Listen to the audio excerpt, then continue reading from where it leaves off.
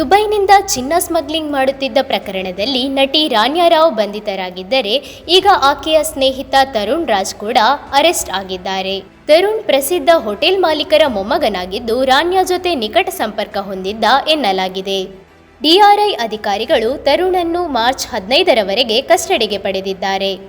ಇದೇ ಪ್ರಕರಣಕ್ಕೆ ಸಂಬಂಧಿಸಿದಂತೆ ರಾನ್ಯಾ ಆರ್ಥಿಕ ಅಪರಾಧ ನ್ಯಾಯಾಲಯದಲ್ಲಿ ಹಾಜರಾಗಿದ್ದು ತನಿಖೆ ವೇಳೆ ಮೆಂಟಲ್ ಟಾರ್ಚರ್ ಆಗುತ್ತಿದೆ ಎಂದು ನ್ಯಾಯಾಧೀಶರಿಗೆ ಹೇಳಿದ್ದಾರೆ. ಆದರೆ ತನಿಖಾಧಿಕಾರಿಗಳು ನಟಿ ಸಹಕಾರ ನೀಡುತ್ತಿಲ್ಲ ಎಂದು ಆರೋಪಿಸಿದ್ದಾರೆ. ವಿಚಾರಣೆ ಬಳಿಕ ಮಾರ್ಚ್ 24ರವರೆಗೆ ನ್ಯಾಯಾಂಗ ಬಂಧನ ವಿಸ್ತರಿಸಿ ರಾನ್ಯಾರವರನ್ನು ಪರಪ್ಪನ ಅಗ್ರಹಾರ ಜೈಲಿಗೆ ರವಾನಿಸಲಾಗಿದೆ.